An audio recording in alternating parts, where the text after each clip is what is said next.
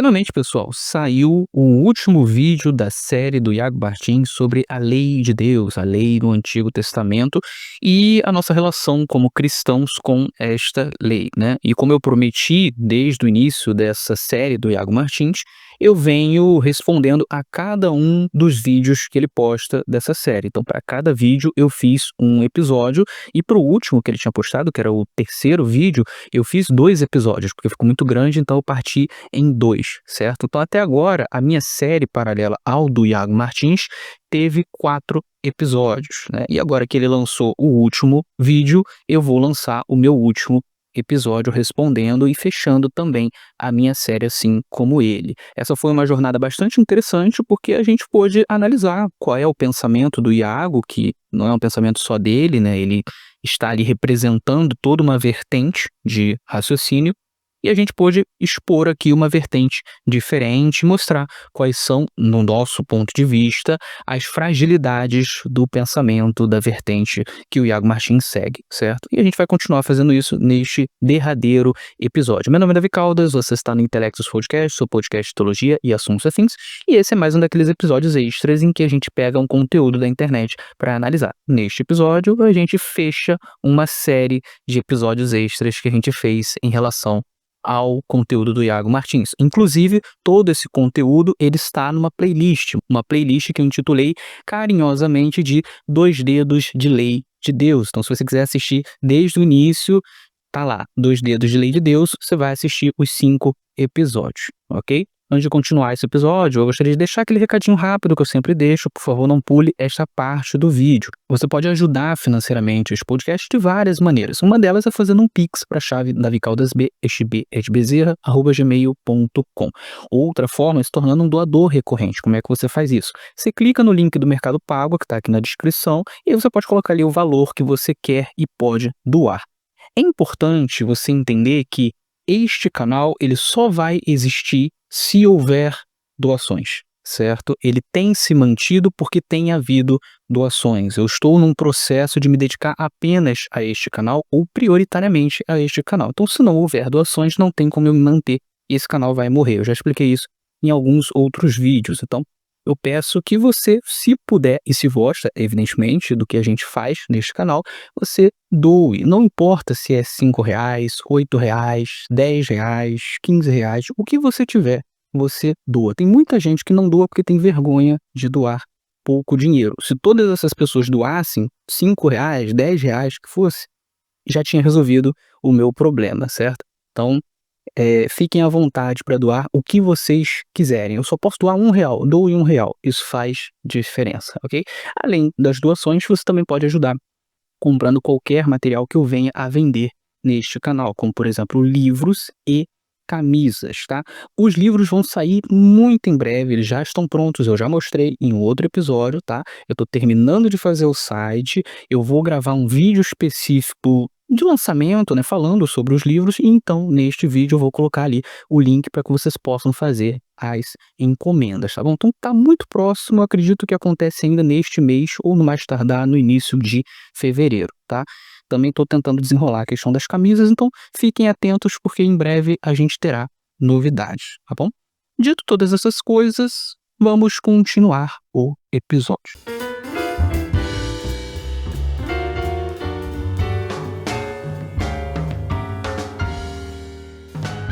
Muito bem, eu separei alguns trechos para poder colocar aqui e a gente começar a responder o vídeo do Iago, mas antes disso eu preciso fazer aquela recapitulação, até porque já tem muito tempo do último vídeo que ele lançou para esse, então eu preciso relembrar a quem está acompanhando a série, tá? O Iago Martins ele tem defendido a seguinte tese, a de que toda a lei do Antigo Testamento, toda a Torá, ela não vale mais em termos normativos para nós cristãos, para nós da Nova Aliança. Ela não vale mais em termos normativos, tá? Ela inteira caiu, incluindo os 10 mandamentos, tá? Ela não vale mais em termos normativos. Mas ela vale completamente em termos didáticos, tá? Então, não é mais norma para nós cristãos, mas é algo do qual você consegue sempre tirar alguma instrução didática para nós, em qualquer passagem, tá? Então ele defende essa ideia, tá bom? Eu, por outro lado, discordo veementemente dessa abordagem e eu tenho defendido a seguinte noção. A Torá, ela possui mandamentos que são atemporais e possui mandamentos que são contextuais, certo? Esses mandamentos atemporais eu chamo de mandamentos gerais. Eles servem para qualquer pessoa, em qualquer tempo, em qualquer lugar, tá? E existem mandamentos que são contextuais. Então, eles são para pessoas específicas, para lugares específicos, para tempos específicos, enfim. Eles não vão funcionar em todos os contextos, certo? Eu tenho defendido essa ideia. Esse é o conceito que eu chamo de aplicabilidade. Esse conceito de aplicabilidade ele existe desde a Antiga Aliança, ou seja, já na Antiga Aliança funcionava assim. E isso é muito claro na Bíblia. Você tinha mandamentos que eram só para homens, mandamentos que eram só para mulheres, mandamentos que eram só para levitas, mandamentos que eram só para sacerdotes, mandamentos que eram só para leprosos, mandamentos que eram só para o rei, mandamentos que eram só para tempos de guerra e por aí vai. Certo? Então nunca um indivíduo judeu esteve debaixo dos 613 mandamentos, nem mesmo Jesus, porque nem todos os 613 mandamentos são aplicáveis a uma única pessoa, certo? Então o indivíduo sempre está debaixo apenas dos mandamentos que lhe são aplicáveis. E isso não muda no Novo Testamento. Você tem vários mandamentos que não são mais aplicáveis na Nova Aliança, como por exemplo os mandamentos relacionados a sacrifício, sacerdócio, santuário, porque eles se cumprem em Jesus, então obviamente eles não vão ser mais aplicáveis a nós na Nova Aliança, mas existem mandamentos que continuam aplicáveis, como por exemplo o decálogo, não matar, não roubar, não adulterar, tudo isso continua aplicável porque eles não eram mandamentos, nunca foram mandamentos contextuais, eles sempre foram mandamentos gerais, mandamentos atemporais. Então eu tenho defendido esta tese. E agora neste último vídeo que ele postou, ele apresenta o livro de Gálatas, tá? Onde ele faz uma interpretação de vários textos de Gálatas, tentando provar o ponto dele de que a lei ela foi absolutamente abolida em termos de norma, embora ela continue valendo em termos didáticos. Então é esse o ponto desse vídeo dele, e agora a gente pode, depois dessa recapitulação, pular para os trechos que a gente vai analisar, ok?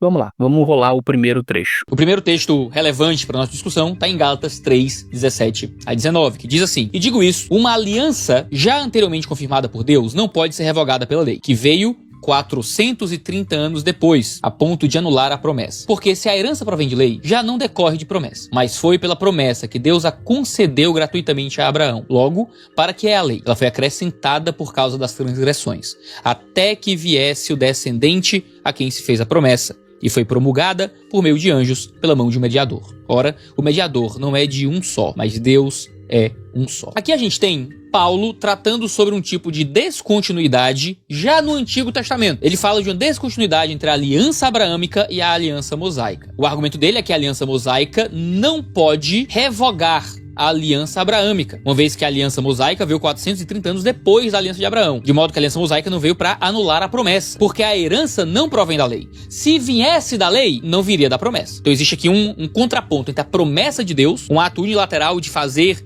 aquilo que ele deseja, e a lei, que é a nossa resposta em obediência àquilo que Deus espera de nós. Então para que serve a lei? É a pergunta que Paulo vai fazer aqui. Ele vai dizer que a lei, primeiro, é acrescentada. É a ideia de uma coisa que vem posteriormente, é um acréscimo, que vem por causa do pecado, por causa das transgressões. E foi promulgada de forma menor, foi por meio de anjos e não por meio do mediador, que é Deus. Ok, esse aqui é o primeiro trecho e basicamente o que ele vai defender aqui e mais pra frente é a ideia de que a lei ela foi dada para ser temporária, para ser provisória. Em algum momento ela seria abolida mesmo. Então, na concepção do Iago, Paulo ele está falando da lei como um todo, a Torá, os 613 mandamentos, e quando vem Jesus, essa lei ela simplesmente é inteiramente abolida, incluindo os 10 mandamentos, tá? Ele vai falar isso explicitamente, eu vou colocar aqui o outro trecho para vocês entenderem que eu não estou distorcendo o que ele está falando, tá? Vamos ver. Ou seja, a lei dura até o cumprimento da promessa, que se dá na vinda de Cristo. Aqui ele está falando diretamente da lei mosaica. E veja, os 10 mandamentos é lei mosaica. Os 10 mandamentos foram transmitidos por Moisés. Está dentro da aliança mosaica. Os 10 mandamentos não são uma exceção ao que Paulo está dizendo aqui. O texto de Gálatas 3, 17 e 19 trata a lei como uma unidade. O contraste entre Abraão, Cristo e Moisés. Não existe nenhuma exceção aqui aos aspectos mosaicos da antiga aliança, que incluem os 10 mandamentos. Então, para que é a lei? A lei existe por causa do pecado e ela existe até que existe um momento em que a lei deixa de servir, deixa de ser uma ordem, até que viesse a posteridade a quem a promessa tinha sido feita. No caso, a lei mosaica tem uma função até a vinda de Jesus. Após a vinda de Jesus, ela deixa de ser ordenada a nós. Ok, como vocês puderam ver, eu não distorci o Iago Martins, ele realmente está defendendo aqui a abolição total da lei como norma, né, incluindo os 10 mandamentos. E agora eu vou explicar para vocês no que o Iago Martins acerta quando tenta fazer essa interpretação de Gálatas 3 e no que ele erra, tá bom? Então, vamos começar com o que ele acerta.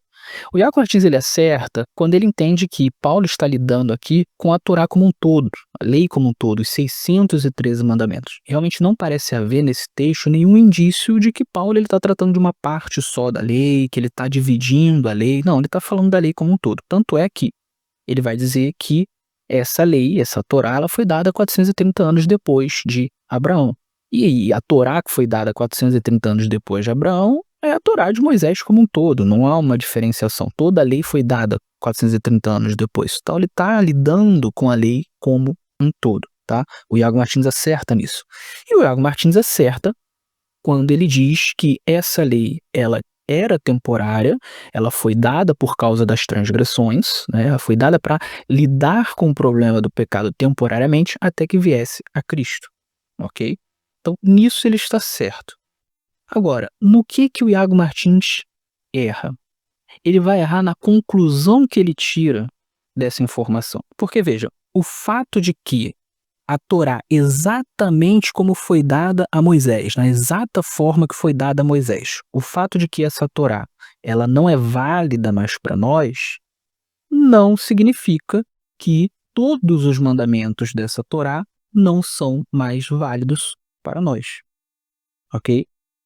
E aqui a gente vai entrar num conceito que eu expliquei em episódios anteriores, que é o conceito de Torá formal, a Torá na forma como foi dada a Moisés. Veja, a Torá na forma como foi dada a Moisés, ela foi dada com os 613 mandamentos, usando aqui a contagem do Maimônides, né? Existem contagens diferentes, mas vamos considerar aqui 613 mandamentos, tá? Então, dentre esses mandamentos, você tem o Decálogo, mas você também tem um monte de mandamentos relacionados a sacrifício, sacerdócio, santuário, purificação do homem e da mulher, e mais uma série de outras questões, certo? Então, esta Torá, exatamente com todos esses mandamentos, ela é a Torá formal, é a Torá em sua forma original. E, evidentemente, a Torá em sua forma original, ela não é mais válida para nós. Porque se ela fosse válida, isso significaria que, por exemplo, a gente ainda precisa de sacerdócio terreno, de santuário terreno, de sacrifícios de animais, etc, etc, etc. E todas essas coisas a gente sabe que foram cumpridas em Cristo, de modo que a gente não precisa mais desses mandamentos na prática original. Eles são cumpridos em Cristo. Logo, na sua forma original, a gente não segue mais a Torá. Isso é uma questão de lógica, certo? Agora, não seguir mais a Torá em sua forma original não significa que a gente não segue a Torá em sua essência, ok? Por quê? Porque, veja bem, na Torá você tem mandamentos que continuam válidos, certo? Não matar, não roubar, honrar pai e mãe, etc. Então, não só o Decálogo, tem um monte de mandamento fora do Decálogo que continua válido. Inclusive, Jesus, quando faz o resumo do que é a essência da lei, ele vai pegar 2 mandamentos que não estão no Decálogo. Amar a Deus sobre todas as coisas, está em Deuteronômio 6, e amar ao próximo como a si mesmo, está em Levítico 19, certo? Não estão dentro do Decálogo, mas ele usa como a essência da Torá, certo? Essas 2 coisas continuam válidas, são mandamentos que continuam válidos. Então, claramente, a gente continua guardando alguns mandamentos da Torá. E os mandamentos que a gente não guarda mais porque Cristo cumpre, veja, a gente guarda em Cristo de certa forma. Quando a gente crê em Cristo, é como se a gente estivesse guardando esses mandamentos. Ou ainda, esses mandamentos eles estão sendo cumpridos em Cristo constantemente. De modo que, em essência, a gente continua guardando a Torá. E eu expliquei em outros episódios que sim, essa diferenciação essência e forma existe em Paulo, embora ele não use esses 2 termos, essas 2 expressões. Mas isso fica claro, eu mostrei isso, certo? Eu não vou ler os textos aqui, porque senão eu estaria me repetindo e ia tornar o episódio mais extenso, né? Mas eu posso citar aqui rapidamente. Eu li, por exemplo, Romanos 13, dos versos 8 a 10, né? Onde Paulo claramente diz que a lei ainda precisa ser guardada e que você cumpre todo o preceito da lei, todos os mandamentos da lei, amando o próximo. E ele vai citar os mandamentos que você cumpre amando o próximo. E ele pega mandamentos do Decálogo, certo? Então ele está falando ali que sim, você cumpre a lei em essência. A lei em essência ainda precisa ser cumprida, né? Ele vai repetir o argumento em Gálatas 5, né, que é o livro que está aqui sendo analisado. Ele vai falar exatamente a mesma coisa, que o cumprimento da lei é o amor. Ele está falando da Torá, ou seja, em essência a gente ainda precisa cumprir a Torá, certo? E você cumpre a partir do amor, porque o amor está na base de todos os mandamentos gerais. É isso que está sendo colocado ali. E os mandamentos que não são gerais, você cumpre a partir de Cristo Jesus, né? Que tem a ver com sacrifício, sacerdócio, santuário, etc. Você tem, por exemplo, o texto de Efésios, eu também citei, em que Paulo ele fala que os filhos precisam honrar os pais, né? E aí ele diz, honre pai e mãe, que é o primeiro mandamento com promessa. Então ele está usando um mandamento da Torá como algo normativo. Ele está dizendo, vocês precisam honrar pai e mãe. Por quê? Porque está na lei, porque é mandamento e continua válido. Então, óbvio que ele está fazendo aqui uma diferenciação entre Torá em sua essência e Torá em sua forma original dada a Moisés. Então, na forma exata dada a Moisés, a gente não está mais debaixo dessa Torá. Mas na essência, a gente continua debaixo dessa Torá, certo?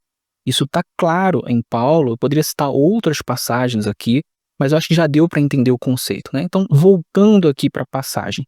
Quando Paulo diz que a lei foi dada 430 anos depois de Abraão, né? Foi dada por causa das transgressões, e aí depois que vem Cristo, essa lei ela é descontinuada, ele está falando da lei como um todo, mas ele está falando da lei em sua forma original dada a Moisés.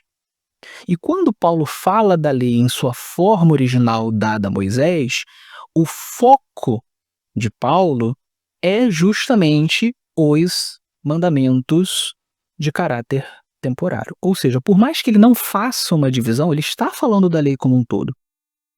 Só que ele está falando da lei como um todo pensando nela em termos temporais por causa dos mandamentos temporais. Ou seja, Paulo não está pensando, olha, toda a lei caiu e, portanto, todos os mandamentos da lei, eles não continuam. Não, ele não está pensando nisso. Ele está pensando assim, toda a lei em sua forma original, ela cai, só que os mandamentos que existem nela, que não eram temporários, eles continuam, certo? E isso é a essência da Torá, ok? É isso que ele está dizendo. E qual é a prova que eu posso oferecer em relação a isso? Justamente o que ele fala em relação às transgressões. Ele vai colocar o quê?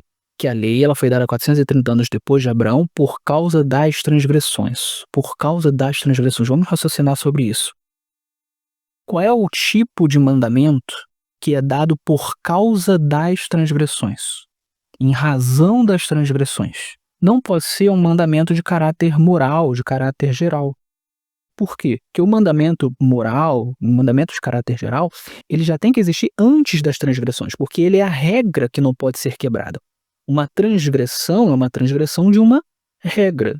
Você precisa ter a regra antes para que você possa ter a transgressão depois. Então, se eu digo assim, olha, houve um furto. Para que isso seja uma transgressão, é necessário haver antes do furto o quê? A regra não furtarás. Certo? Se não há a regra antes, não tem como haver a transgressão. Só que Paulo está dizendo que a lei que foi dada depois de Abraão, 430 anos depois de Abraão, essa lei ela foi dada por causa das transgressões, ou seja, houve transgressões e por isso foi dada esta lei. Então, o foco de Paulo não é em mandamentos de caráter geral, de caráter moral, porque esses mandamentos têm que ser anteriores à transgressão. O foco de Paulo é em mandamentos que têm o intuito de resolver o problema das transgressões. Que tipo de mandamento é esse? São esses mandamentos relacionados a sacrifício, sacerdócio, santuário, purificação de homem, de mulher, etc. e tal. São esses mandamentos. ok? Porque esses mandamentos tinham o objetivo de purificar do pecado, de justificar diante de Deus, de limpar do pecado, de perdoar os pecados. O objetivo era esse. Os mandamentos dizem isso, a Torá diz isso, ó, pecou, mata um cordeiro, leva lá, pecou, tem um sacerdote fazendo o sacrifício da manhã e da tarde, então isso aqui vai purificar você. Olha, tem o Yom Kippur serve para poder tirar os pecados e tal. Todos esses mandamentos estavam relacionados à purificação, à expiação, a perdão de pecados, à justificação diante de Deus. Eles são mandamentos que existem por causa das transgressões. Então, eles precisam existir depois das transgressões. Só que esses mandamentos, evidentemente, eles eram temporários. Porque você não resolve, de fato, o problema das transgressões através de mandamentos. O que resolve, de fato, o problema das transgressões é o sangue de Cristo vertido na cruz.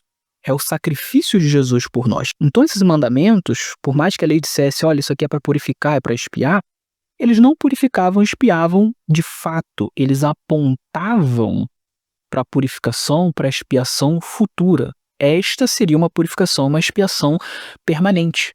Então esses mandamentos, eles serviam como purificadores temporários, certo? Não porque eles mesmos purificavam, mas porque eles eram um símbolo que apontavam para a purificação permanente. E é por isso que essa lei, na exata forma que foi dada a Moisés, ela não vale mais na nova aliança. Mas isso não significa que dentro dessa lei não existam mandamentos que continuam válidos. Ok? Eles continuam. Então, na forma não seguimos mais a mesma Torá de Moisés, mas na essência a gente continua seguindo.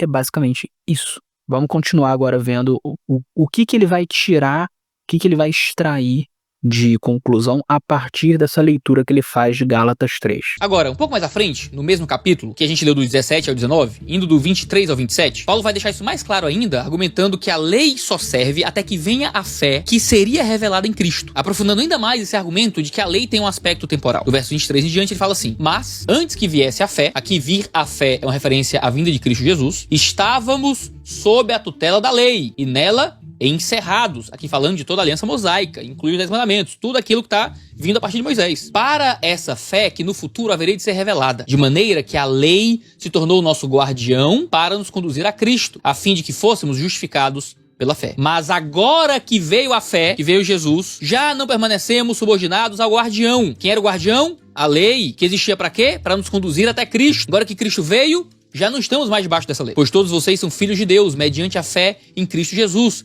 porque todos vocês que foram batizados em Cristo, de Cristo se revestiram. Então, a lei tem uma função temporal, funciona até Cristo vir. Cristo veio, não precisamos mais da lei. A lei era um guardião até que esse momento acontecesse. Esse momento já aconteceu, não estamos mais subordinados a ela. Lembrando que aqui dentro do contexto, que a gente leu nos versículos anteriores, ele está falando de toda a lei mosaica, tudo aquilo que Moisés foi o mediador para trazer a gente, o que inclui os 10 mandamentos. Ok, aqui o Iago Martins ele vai continuar lendo o restante do capítulo 3 de Gálatas, né? Ele vai entrar naquela parte em que Paulo compara a lei a um tutor, a um pedagogo, que era aquela figura antiga que cuidava da criança até que a criança tivesse idade para cuidar de si mesma, para que tivesse idade de herdar, por exemplo, aquilo que era do pai, enfim, né, quando o pai tinha morrido, por exemplo, né?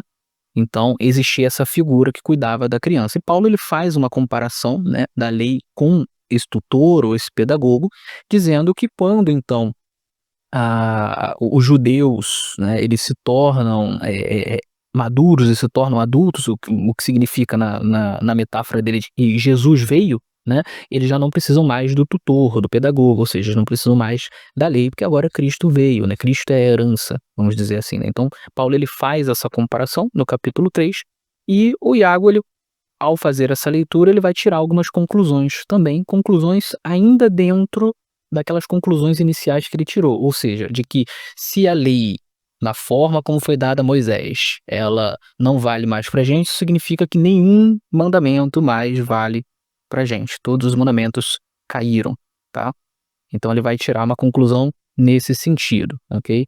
Então eu vou colocar aqui a conclusão, uma das conclusões que ele tira a partir desse texto aqui, e a gente comenta na sequência. Ou seja, tentar voltar a uma obediência ao Antigo Testamento, olhar para as leis cerimoniais judaicas, leis alimentares judaicas, leis envolvendo guardas de dias do Antigo Testamento, é ser um adulto que ainda precisa de babá. É você ser um adulto, já plenamente formado, mas você precisa ainda de uma babá que lhe ponha pra dormir, de uma babá que lhe dê a sua roupinha, de uma babá que lhe vista, que lhe dê a mamadeira. Essa é a linguagem que Paulo tá apresentando aqui. Você é um homem adulto, por que é que você tá voltando a precisar de um guardião, de um pedagogo, de uma babá que cuide de você? Isso é próprio das crianças. Vocês cresceram, vocês não deveriam voltar para isso. É assim que Paulo trata a lei mosaica na sua epístola, no capítulo 3. Ok, existem dois grandes problemas aqui na argumentação do Iago. O primeiro é o seguinte: quando ele diz, em relação, por exemplo, ao sábado, né, guarda de dia, em relação à distinção entre carnes puras e impuras, né, quando ele diz que tentar voltar a isso, cumprir esses mandamentos, é como ser um adulto que precisa de babá. Veja, esses mandamentos, eles são tão lei de Moisés quanto, por exemplo, honrar pai e mãe, como, por exemplo, amar a Deus sobre todas as coisas, como, por exemplo, amar ao próximo como a nós mesmos. Tudo isso está no Antigo Testamento, né? Honrar pai e mãe, inclusive, está no Decálogo. Então, pela regra que o Iago está estabelecendo aqui, ou seja, que Paulo está tratando de uma lei só e, portanto, quando Jesus vem, todos os mandamentos dessa lei são descontinuados. Se a gente for usar esta regra, então o que ele falou aqui em relação a guardar o sábado, em relação a fazer distinção entre carnes puras e impuras, é válido também em relação a honrar pai e mãe, em relação a esses outros mandamentos. Ou seja, quando eu honro meu pai e minha mãe, sendo eu um cristão, eu estou sendo um adulto que precisa de babá. Quando eu amo o meu próximo como a mim mesmo, eu estou sendo um adulto que precisa de babá. Quando eu amo a Deus sobre todas as coisas, eu estou sendo um adulto que precisa de babá. É isso, o argumento leva a isso, porque ele enfatiza a todo momento que é a lei de Moisés como um todo. Então, eu não posso fazer essa distinção entre honrar pai e mãe, entre amar o próximo, entre amar a Deus e guardar o sábado, distinguir entre carnes puras e impuras. Ou seja, dentro da lógica que ele está colocando, qualquer um desses mandamentos que a gente guarde, a gente está sendo um adulto que precisa de babá.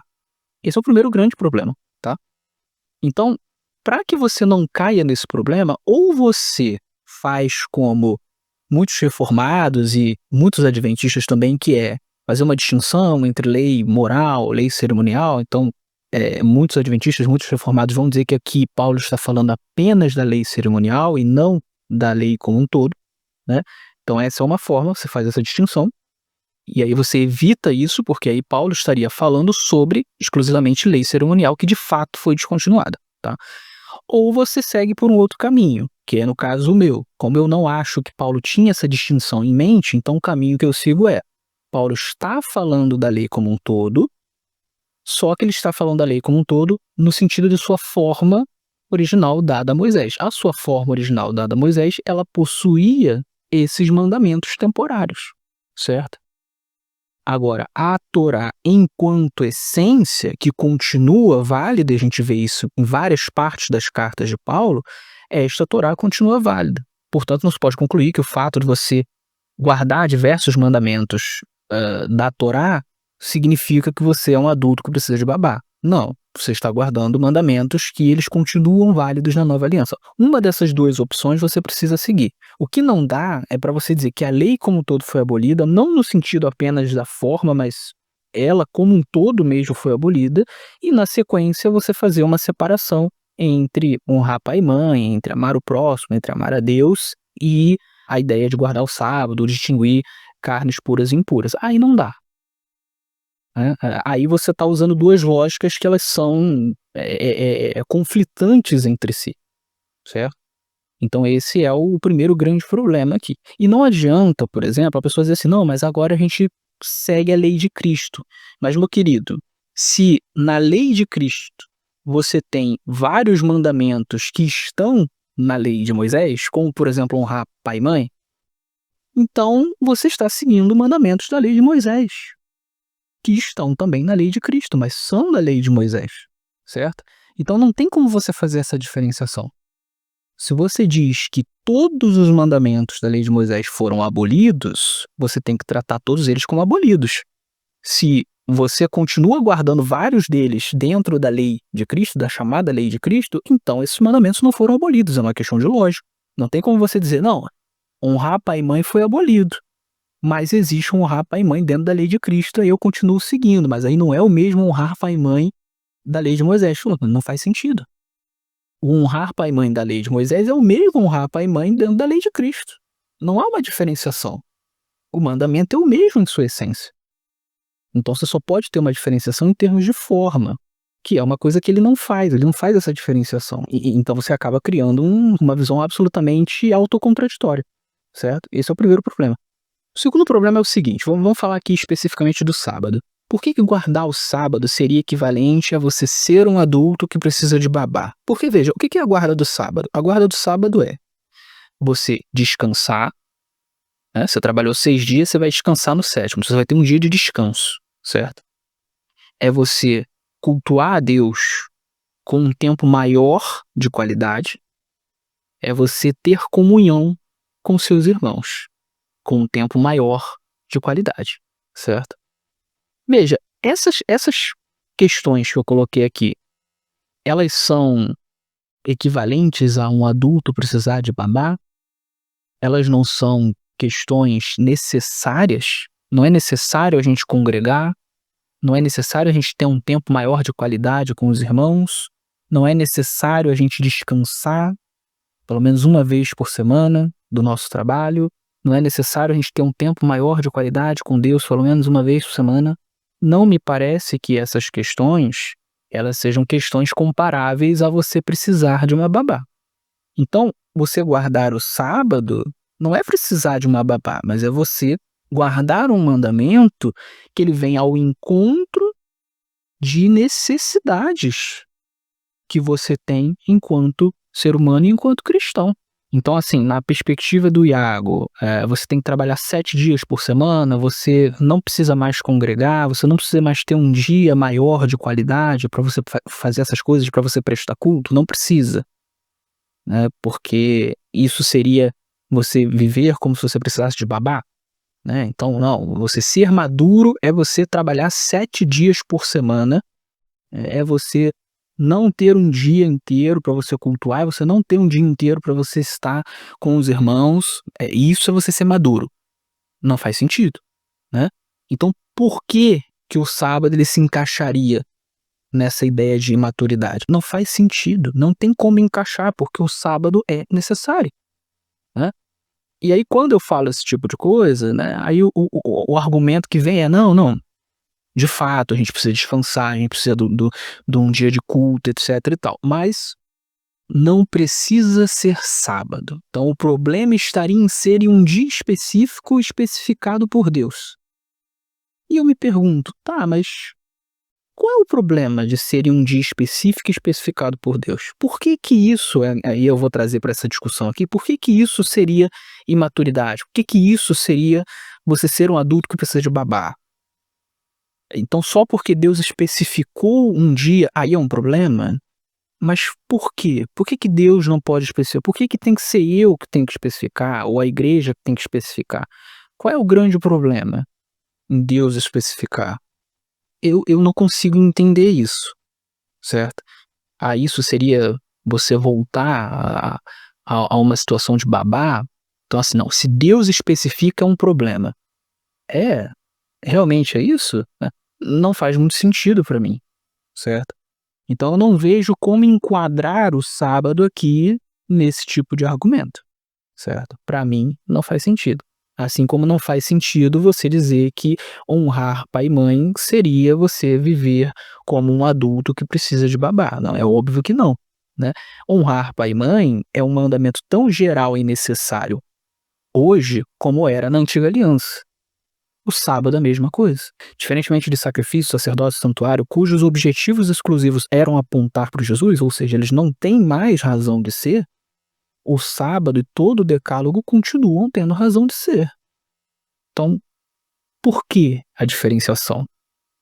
Não faz sentido, certo? Então, esses são os meus problemas aqui com essa argumentação do Iago. Mas Vamos seguir adiante, tem mais alguns trechos para a gente analisar. Um pouco mais à frente, ainda no mesmo capítulo, ele vai dizer: mas agora que vocês conhecem a Deus, ou melhor, agora que vocês são conhecidos por Deus, como é que vocês estão voltando outra vez aos rudimentos fracos e pobres? É assim que ele trata a aliança mosaica. São rudimentos, são coisas introdutórias, são fracas, são pobres, aos quais, de novo, querem servir como escravos. Vocês guardam dias, meses, tempos e anos. Receio que o meu trabalho por vocês tenha sido em vão.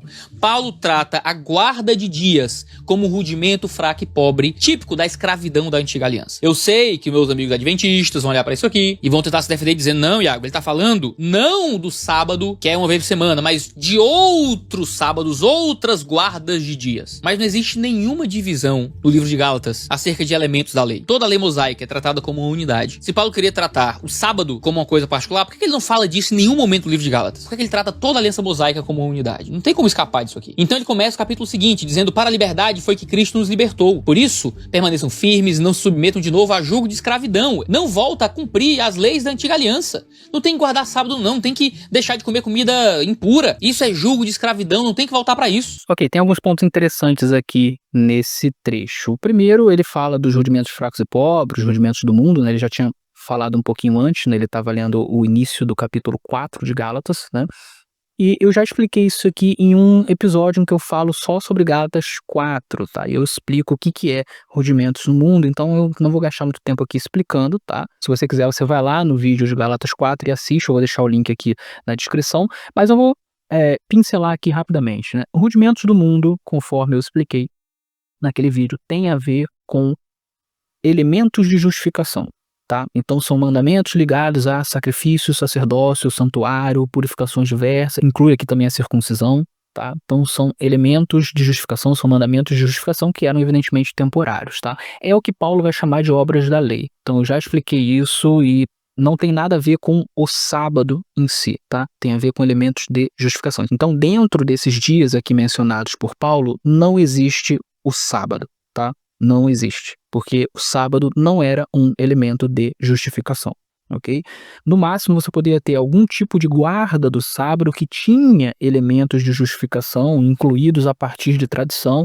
É um problema que existe em Colossenses, por exemplo, mas aí o problema não é a guarda do sábado em si, mas são os elementos de justificação incluídos em um dia específico. Então, essas ocasiões aqui que Paulo está colocando, o problema delas é que elas tinham elementos de justificação e elas mesmas estavam sendo enxergadas como mandamentos de justificação. Ou seja, você só pode ser justificado dos seus pecados diante de Deus, expiado dos seus pecados, perdoado dos seus pecados, purificado dos seus pecados diante de Deus, se você guardar cada uma dessas ocasiões aqui, se você fizer exatamente da forma como precisa ser feito, incluindo aqui sacrifícios, etc e tal, tá? Então, esse é o problema que está sendo combatido por Paulo. Em uma análise mais ampla de Gálatas, você consegue perceber isso claramente, tá? Um segundo ponto importante: por que que Paulo não coloca aqui o sábado à parte, não faz uma exclusão? Eu não estou falando do sábado e tal.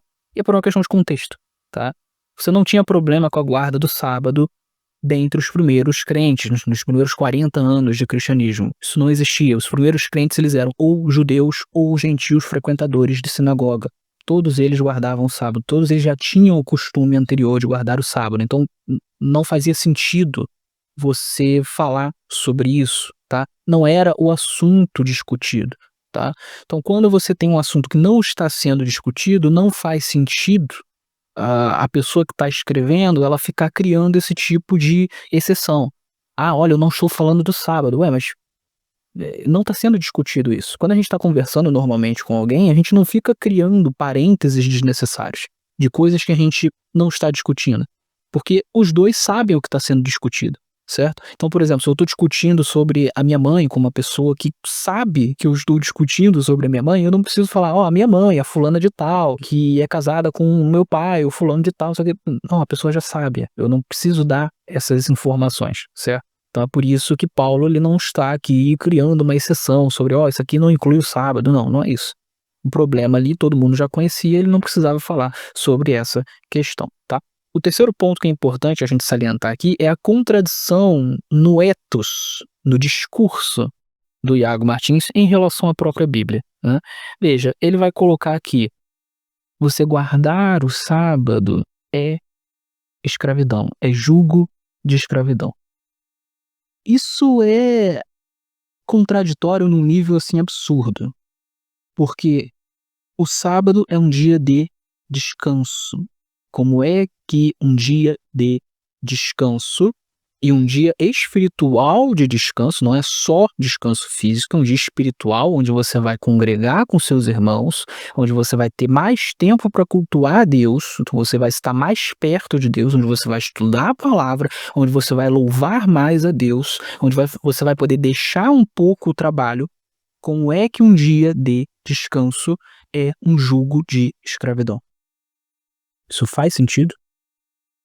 Olha, descansar é escravidão. Isso faz sentido? Olha, ter mais tempo de qualidade com Deus e os seus irmãos é escravidão. Ter mais tempo de qualidade com a sua família é escravidão. Isso faz sentido? Não faz o menor sentido. E tanto não faz sentido que a Bíblia vai relacionar o sábado com a libertação da escravidão. Existiam duas razões para as pessoas guardarem o sábado. A primeira razão era geral, né? Tinha a ver com a criação.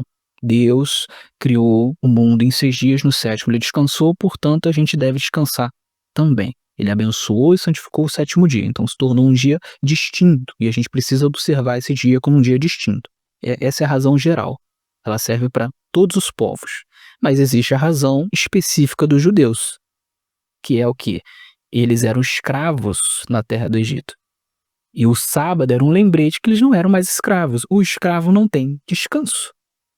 O sábado era um lembrete. Olha, vocês não são mais escravos, eu libertei vocês, então descansem. Então, o sábado, ele é absolutamente contra a escravidão. Ele não tem nada a ver com a escravidão. Ele é justamente o contrário. Você guarda o sábado porque você não é um escravo. Você não é um escravo do Egito. Num sentido mais simbólico, você não é escravo do seu trabalho, você não é um escravo do dinheiro. É o dia de você descansar em Deus. Sábado não tem nada a ver com escravidão. Então o Iago dizer aqui que, olha, guardar o sábado é jugo de escravidão, isso não faz o menor sentido. Não era algo discutido na época, todos os crentes guardavam o sábado normalmente, porque eram ou judeus ou gentios frequentadores de sinagoga. Era o dia de culto, era o dia de descanso em Deus, era o dia de congregar, era o dia de falar mais de Jesus, com um tempo maior de qualidade. Como é que isso vai ser um problema? Como é que isso vai ser enxergado como escravidão? Né? Então, liberdade é você trabalhar 7 dias por semana. Liberdade é você não ter mais um dia para você descansar. Isso é liberdade. E aí, mais uma vez, alguém poderia dizer assim, não, mas aí o problema é ter que ser no sábado. Mas, gente, os crentes já usavam o sábado para isso. Por que isso seria um problema? Por que não, olha, vocês estão fazendo no sábado, mas agora vamos mudar de dia, vamos fazer outro dia. Sequer existia final de semana naquela época para você ter a mentalidade de dizer, talvez não seja interessante fazer no sábado, vamos fazer no domingo? Não existia isso. No mundo greco-romano, as pessoas trabalhavam 7 dias por semana. Esse era o normal. Ok? Tanto que os judeus eram vistos como preguiçosos porque não trabalhavam no sábado. Certo? Então não tinha um outro dia para trocar. Então, se os crentes já estavam guardando esse dia, e nesse dia eles iam ao culto, eles congregavam com os irmãos, eles cultuavam a Deus, ou seja, era um dia muito bom, onde você podia de fato descansar das suas fadigas e estar mais próximo de Deus e dos irmãos. Por que isso seria um problema, que isso seria uma escravidão, que eles teriam que mudar de dia, ou que por alguma razão isso teria que ser discutido? Será que é melhor mudar de dia? Por quê? Não faz sentido. Então, não, o sábado não é um jugo de escravidão. Isso não tem lógica nenhuma. Historicamente, teologicamente, não tem lógica. Sábado não tem nada a ver com escravidão. Sábado é o oposto de escravidão. Enfim, mas vamos continuar. Eu, Paulo, lhes digo que se vocês se deixarem circuncidar, Cristo não terá valor nenhum para vocês. De novo testifico a todo homem que se deixa circuncidar que o mesmo está obrigado a guardar toda a lei. Vê só o ponto de Paulo aqui. Paulo está tratando a lei como uma unidade. Você quer cumprir parte da lei? então você vai cumprir a lei inteira. Por que você está cumprindo uma parte da lei? Aceitando a circuncisão, aceitando algumas partes da antiga aliança? Não, não, não. Você quer seguir a antiga aliança? Pois siga toda. O ponto de Paulo é uma crítica direta àqueles que querem escolher parte da aliança mosaica para cumprir. Eu vou cumprir essa parte, não cumpro essa parte. Eu guardo o sábado, porque está no 10 mandamentos da aliança mosaica, mas eu não sigo as leis envolvendo tecido. Porque isso não, isso ficou pra trás. Eu sigo as leis dietéticas da antiga aliança. Ah, mas eu não sigo as leis civis da antiga aliança. O que Paulo tá dizendo é, você quer seguir parte da lei? Querido, então você vai seguir a lei inteira. Siga tudo. Por que você tá escolhendo parte da lei pra seguir? Se Cristo te libertou da lei toda. Não é isso que Paulo tá dizendo. Definitivamente não é isso. Esse aqui é um erro crasso que um monte de gente comete quando vai argumentar contra adventistas. Inclusive, recentemente eu fiz um react ao Caio Modesto e ele comete esse erro, tá? Então, infelizmente, o Iago Martins está cometendo um erro que o Caio Modesto comete, né? E o Caio Modesto é um péssimo argumentador em relação a tudo que diz respeito a adventismo. Então, infelizmente, Iago Martins,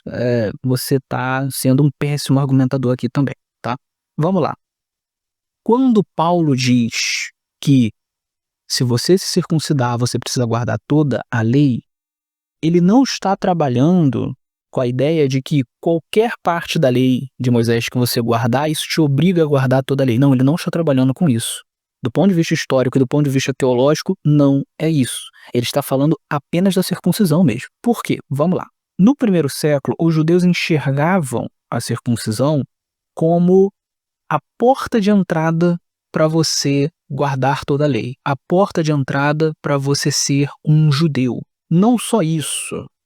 Muitos judeus enxergavam a circuncisão como a porta de entrada para você ser justificado diante de Deus. Ou seja, para você não ser considerado um pecador diante de Deus, ok? Porque a circuncisão, ela te separava dos outros povos que eram, na mentalidade judaica, povos pecadores. É por isso que você começa a ter judeus crentes em Jesus que na igreja começam a impor a circuncisão aos gentios. Por quê? Porque na mentalidade deles, não bastava eles crerem em Cristo. Vocês crerem em Cristo, ok, mas vocês não são circuncidados. Se vocês não são circuncidados, vocês não foram justificados diante de Deus. Vocês continuam sendo pecadores diante de Deus, impuros diante de Deus. Porque é a circuncisão que é a porta de entrada para você ser justificado. Certo? Então, os seus pecados não foram purificados. Você continua sendo impuro. Você precisa ser circuncidado. Essa era a mentalidade. E aí, a partir do momento que você é circuncidado, você se torna um judeu, e aí, sendo um judeu, você está debaixo de todos os mandamentos que lhes são aplicáveis, né? Então, nem é toda a lei no sentido de os 613 mandamentos, mas todos os mandamentos que lhes são aplicáveis. Então, sim, o texto está falando da circuncisão. Ele não está falando de outros mandamentos. Ele está falando especificamente da circuncisão. Existiam judeus frentes em Jesus que impunham a circuncisão aos gentios como método de justificação, como meio de justificação. Para estes judeus, o sangue de Cristo não justificava. Era necessário você ser circuncidado. Este é o problema que Paulo está lidando em toda a carta de Gálatas, certo? Eu expliquei isso no vídeo que eu já mencionei aqui, em que eu falo de Gálatas 4, tá? Então não dá para você aplicar isso como, você quer guardar o sábado, então você tem que guardar toda a lei. Você quer... Não. Paulo não está falando disso. Teologicamente e historicamente, ele está falando de maneira específica da circuncisão, ok? Não dá para você expandir isso para outros mandamentos. Então não há nenhuma passagem na Bíblia que indique que se você guarda o sábado, você tem que guardar todos os outros mandamentos, todos os 613 mandamentos, ou os mandamentos relacionados a sacrifício, sacerdócio, santuário. Não existe isso na Bíblia. E esse texto aqui, ele não pode ser usado para isso, porque ele está falando especificamente de circuncisão, tá bom? E aqui entra um segundo ponto importante. Toda a discussão sobre a questão da circuncisão está relacionada à justificação de pecados. Sábado não é um mandamento de justificação de pecados. Nunca foi visto desta maneira, tá? É o que eu tenho falado em alguns episódios. Quando um judeu pecava, o que ele fazia? Ele ia lá guardar o sábado, ele ia lá honrar pai e mãe, para então ter o perdão dos seus pecados? Não. Ele oferecia um sacrifício, ou contava com os sacrifícios que eram feitos pelo sistema levítico. Isso perdoava pecados, isso expiava e justificava. e não os mandamentos gerais. Os mandamentos gerais são obrigações diante de Deus, mas eles não resolvem o problema do pecado. O problema do pecado é resolvido através de sacrifício, através do sacerdócio, através do santuário terreno, certo? Isso dentro do sistema levítico. E claro, é resolvido entre aspas, né? Porque o sistema levítico ele não foi dado para que as pessoas enxergassem o perdão do pecado nos sacrifícios em si. Elas deveriam fazer os sacrifícios ou contar com os sacrifícios feitos pelo sacerdote como um símbolo que apontava para o perdão em Deus. Era assim que era para ser visto. Infelizmente, com o passar do tempo, os judeus começaram a enxergar os próprios sacrifícios como aquilo que purificava o pecado, e não mais como um símbolo, e por isso eles tiveram dificuldade de enxergar que Jesus purificava o pecado através do seu próprio sacrifício, porque eles estavam presos no símbolo como se fosse aquilo que purificava os pecados. Mas voltando ao ponto, os mandamentos de justificação, de purificação, eram esses relacionados a sacrifício, sacerdócio e santuário, e não sábado. Guarda do sábado não era enxergado dessa maneira, certo? Então, quando Paulo está falando aqui sobre vocês querem se justificar pela lei, ele está falando do que ele chamava de obras da lei, que são mandamentos de intuito justificador. Sacrifício, sacerdócio, santuário e qualquer coisa relacionada a sacrifício, sacerdócio e santuário, como o Yom Kippur, por exemplo, o dia da expiação, como a Páscoa, por exemplo. Todas as festas tinham uma relação com sacrifício, sacerdócio e santuário, uma relação íntima, né? Então veja, não dá para você usar esse texto aqui em relação a sábado. Ninguém estava usando o sábado para se justificar. E se tivesse alguém usando, o que é muito estranho do ponto de vista histórico, né? Mas se tivesse alguém usando ou incluindo elementos de justificação dentro do sábado, na ocasião do sábado, óbvio que isso era um erro, mas o problema não está no sábado em si. O problema está nos elementos de justificação. Porque o grande problema que Paulo estava enfrentando era justamente a visão de que o sangue de Jesus não é suficiente para justificar. Você precisa dos elementos de justificação, dos mandamentos de justificação, sacrifício, sacerdócio, santuário, etc. e tal. Este era o grande problema, certo? Já falei disso em vários outros vídeos. O sábado, em si, ele não é um elemento de justificação.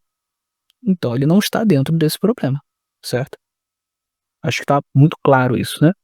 Mas vamos continuar. Ele quer se circuncidar? Quer fazer parte da antiga aliança? Então você está obrigado a guardá-la inteira. Vocês que procuram justificar-se pela lei, estão separados de Cristo. Vocês caíram da graça de Deus. Porque nós, pelo Espírito, aguardamos a esperança da justiça que provém da fé. Porque em Cristo Jesus, nem a circuncisão, nem a incircuncisão tem valor algum, mas a fé que atua pelo amor. Porque vocês, irmãos, foram chamados à liberdade, mas não usem a liberdade para dar ocasião à carne. Pelo contrário, sejam servos uns dos outros pelo amor. Porque toda a lei se cumpre em um só preceito, a saber, ame o seu próximo como a você mesmo. Como é que a gente cumpre a lei? Amando, porque essa é a epítome do que Cristo veio expressar. A gente não volta aos ditames, às regras da antiga aliança. A gente segue o princípio básico que se expressa por meio de Cristo, que é o amor ao próximo. Não tem por que voltar à escravidão do Antigo Testamento. Cristo nos libertou disso. Como vocês podem ver, esse é um trecho absolutamente contraditório, porque ao mesmo tempo que ele fala que nós não devemos mais seguir a lei do Antigo Testamento, ele vai dizer, como é que a gente cumpre a lei? É amando. Ué, então a gente tem que cumprir ou não tem que cumprir?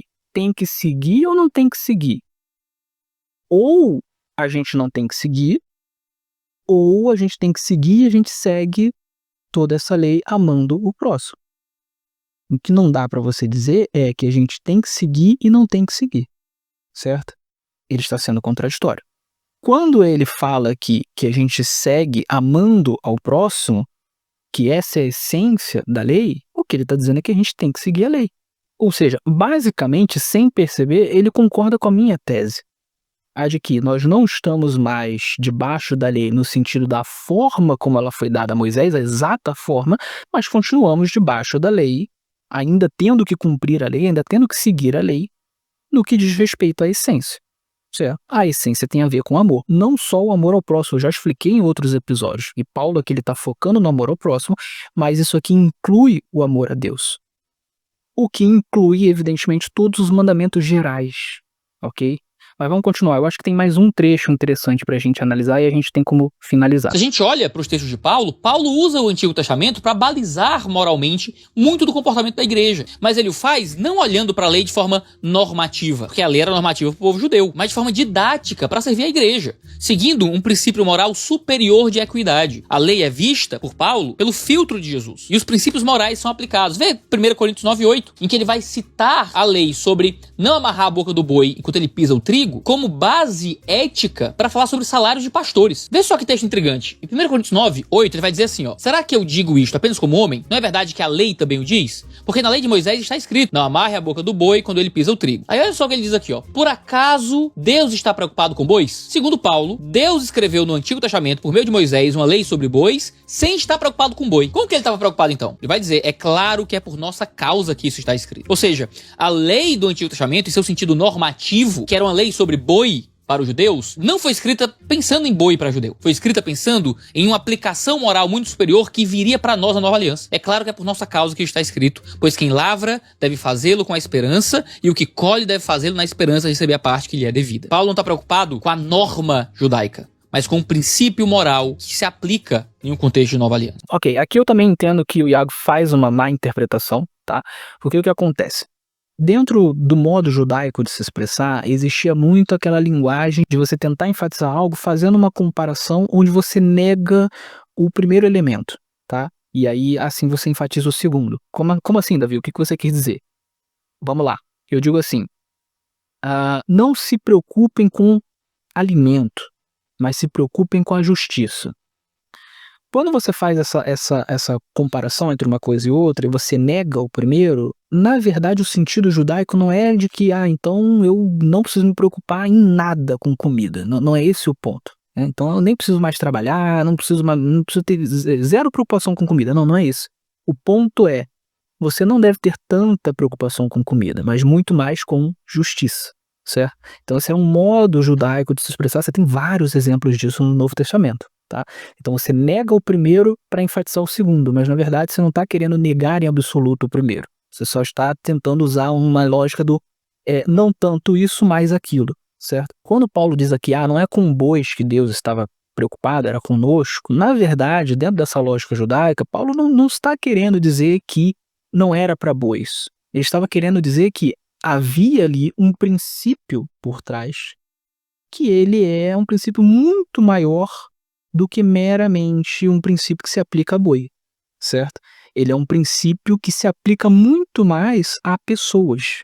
Então, sim, o mandamento foi dado para bois, ele era aplicável a bois, mas ele, como é um princípio muito maior, a aplicação maior dele é para pessoas. Então, através desse princípio para bois, você poderia raciocinar que ele se aplica muito mais a pessoas. Ou seja, se Deus tem cuidado com o boi, o que dirá com uma pessoa que é muito mais valiosa que um boi?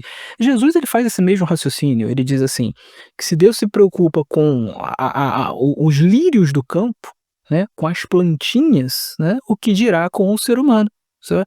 Então sim, Deus se preocupa com o boi. Ele deu um princípio ético ali que é aplicável ao boi, tanto que até hoje seria maldade você não deixar o boi comer enquanto está trabalhando, né? O boi é digno de comer, certo? Continua sendo uma maldade, então continua sendo um mandamento, mas é muito mais aplicável ao ser humano. Existe um princípio que é muito mais aplicável ao ser humano. Se é aplicável ao animal, muito mais a um ser humano. Esse é o ponto de Paulo, tá? Então não é que ele não está tratando como uma norma. O que ele está fazendo é usando o recurso linguístico judaico, onde ele mostra que, olha, por trás dessa aplicação aqui existe uma aplicação muito maior, que pode ser feita a um ser humano, que pode ser feito, por exemplo, a salário de pastores, tá?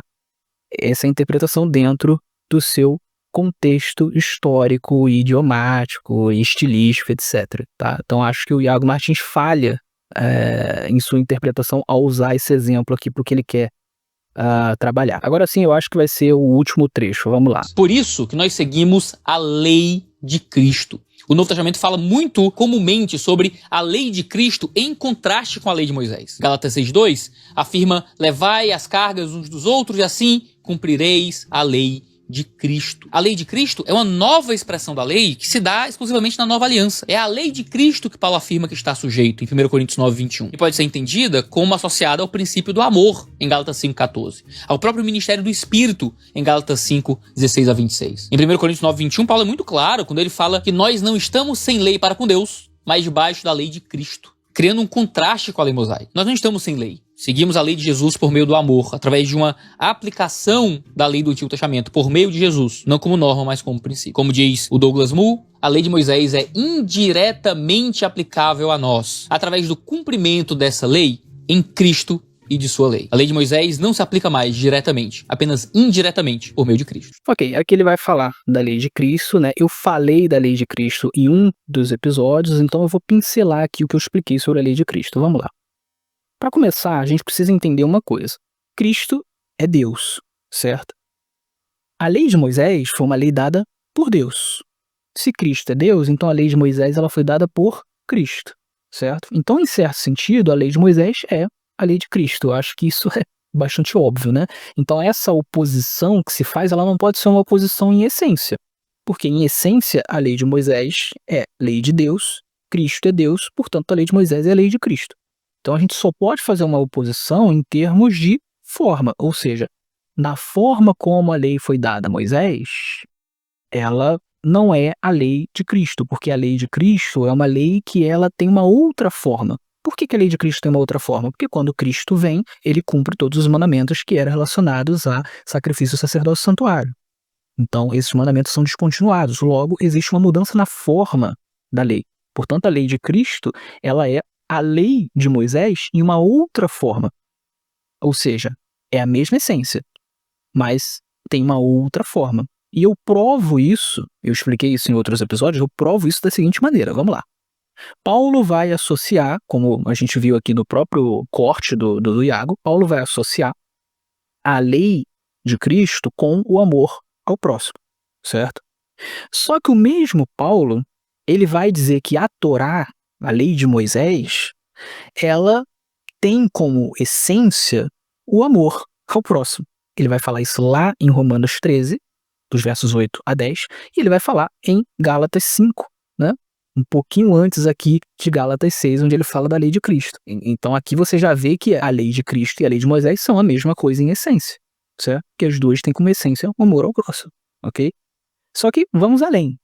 É óbvio que quando Paulo diz que a essência da lei é o amor ao próximo, é que a lei de Cristo é o amor ao próximo, ele não está dizendo que é só isso, porque senão a gente teria que assumir que um ateu que ama muito ao próximo, ele já está cumprindo a lei de Cristo, e evidentemente ele não está. A lei de Cristo, ela pressupõe o amor a Deus sobre todas as coisas, assim como a Torá, porque veja, Jesus, quando vai resumir a Torá, já falei sobre isso, o que ele diz? Ele diz que o resumo da Torá é amar a Deus sobre todas as coisas e ao próximo como a ti mesmo. Ele vai colocar esses dois mandamentos, inclusive ele coloca como um mandamento só, né? Quase como se fosse um mandamento só, certo? Porque perguntam para ele qual é o grande mandamento da lei. Aí ele fala amar a Deus sobre todas as coisas e o outro, semelhante a esse, amar ao próximo como a ti mesmo. Ou seja, ele coloca um par estes dois mandamentos. Você não pode dividir, você não pode separar eles. Tem que ter os dois, certo? A mesma coisa em relação à lei de Cristo. Então, veja, se a essência da Torá é amar a Deus sobre todas as coisas e ao próximo como a ti mesmo, e a essência da lei de Cristo é amar a Deus sobre todas as coisas e ao próximo como a ti mesmo, então, em essência, a Torá e a lei de Cristo são a mesma coisa. Ponto. É uma questão de lógica. Então, aquilo que Paulo chama de lei de Cristo nada mais é do que a Torá em sua essência. Não é a Torá em sua forma, a forma original dada a Moisés, mas é a Torá em sua essência. Como é a Torá em sua essência? É a Torá que foi cumprida por Cristo, em Cristo, nos mandamentos que apontavam para ele, e que continua sendo cumprida de maneira prática nos mandamentos que são atemporais, que são gerais, por nós, né? Que são aqueles mandamentos de caráter obrigatório para todas as pessoas, em todos os lugares, em todos os contextos, como honrar pai e mãe, amar a Deus sobre todas as coisas e tal, que se resumem em amor a Deus e amor ao próximo. Tem como essência, tem como base amor a Deus e amor ao próximo, tá? O decálogo, ele está dentro desses mandamentos gerais, ok? O decálogo, ele não faz parte de sacrifício, sacerdócio e santuário, ele não faz parte de lei de purificação. O decálogo, ele está dentro das leis gerais, certo? O decálogo está dentro desse amor ao próximo, amor a Deus, ok? Então, quando a gente fala em lei de Cristo, está incluído o decálogo na lei de Cristo. Não tem por que não estar. Então, sim, a gente continua guardando o decálogo na nova aliança. Bom, era isso que eu queria passar em relação à lei de Cristo. A gente pode terminar aqui esse episódio, não só o episódio, mas a série como um todo. A conclusão a qual eu chego depois de todos esses episódios de resposta ao Iago Martins é que ele não conseguiu provar a tese dele, a tese de que toda a lei ela foi abolida em termos normativos, mas continua válida em termos didáticos. Para mim ficou bastante claro que, na verdade, a lei ela continua válida em termos normativos, mas naquilo em que ela é aplicável ao contexto da nova aliança. O princípio da aplicabilidade, ele já existia na antiga aliança, continua existindo na nova aliança. Existem mandamentos que são aplicáveis no sentido geral, no sentido atemporal, ou seja, a todas as pessoas, em todos os lugares, em todos os contextos, e existem mandamentos que têm um contexto específico para serem aplicados. Então é por isso que muitos mandamentos eles são descontinuados na nova aliança. E quando a gente trabalha dentro dessa perspectiva, a gente percebe que o decálogo ele continua válido na nova aliança. Não há nenhuma razão para pensar que ele não continua válido. E se o decálogo continua válido, então continua válido também o sábado. Ou seja, ao fim de todos esses episódios, eu mantenho a minha posição muito firmemente de que sim, o sábado continua válido na nova aliança. O sábado ainda é um mandamento que nós devemos guardar. Muito bem, eu vou ficando por aqui. Espero que o ouvinte e o espectador tenham apreciado este episódio. Fiquem com Deus e até o nosso próximo encontro.